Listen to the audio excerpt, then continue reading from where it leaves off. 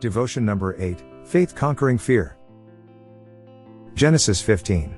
Verses 1 through 6. The Lord's covenant with Abram. After this, the word of the Lord came to Abram in a vision. Do not be afraid, Abram. I am your shield, your very great reward. But Abram said, Sovereign Lord, what can you give me since I remain childless, and the one who will inherit my estate is Eliezer of Damascus? And Abram said, You have given me no children, so a servant in my household will be my heir. Then the word of the Lord came to him, This man will not be your heir, but a son who is your own flesh and blood will be your heir. He took him outside and said, Look up at the sky and count the stars, if indeed you can count them. Then he said to him, So shall your offspring be. Abram believed the Lord, and he credited it to him as righteousness. Paul refers to this mighty act of faith in Romans 4. He reminds us that Abraham believed God before he was circumcised, that is, before he had any continual guarantee that God would do what he said. Paul infers from this that acceptance before God has nothing to do with circumcision, as the Jews were insisting. Paul says that when Abram heard God say, So shall your descendants be, that he looked up into the stars and saw their vastness and their multitude and relaxed, resting in faith upon the power of God.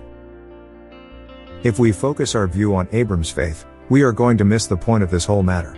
There is a sense in which we make far too much of these men of old and their faith. What mighty men of faith, we say.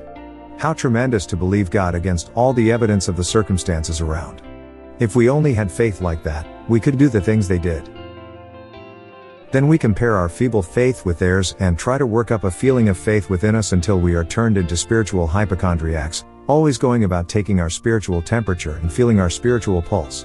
It is indeed true that when God saw Abram's faith, it was reckoned to him for righteousness, but it is also true that when Abram saw God, he reckoned him able to perform what he had promised, so he was able to rest his faith on God's adequacy. What was it that made Abram's faith so strong? The answer is that he did not look at the difficulties so much as he looked at the one who had promised. His eye was not resting on the problems, but upon the promiser. When he saw the greatness of God, the might and majesty displayed before him on that summer's night, he said to himself, It makes no difference how I feel or what difficulties may be involved. The creator of that multitude of stars is quite capable of giving me an equal number of descendants. So we read the great sentence, He believed the Lord, and he credited it to him for righteousness. This does not mean that this was the first moment that Abram was reckoned righteous before God, that is, this is not the moment of his spiritual regeneration. The book of Hebrews makes clear that when he left Ur of the Chaldees, in response to God's command, his obedient faith was also credited to him for righteousness. This incident under the stars is simply one instance out of many that illustrates the way in which God credits righteousness to the person who believes.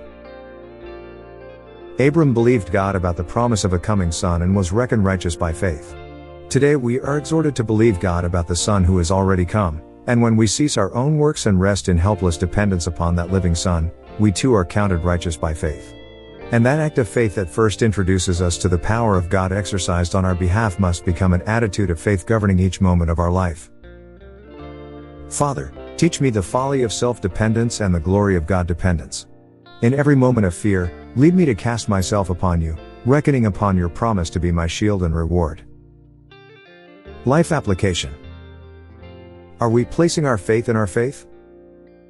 Do we recognize our faith as the eye through which we view the character and adequacy of God Himself? Join us for this series. Sunday 10:30 a.m. Hope Church Tulsa.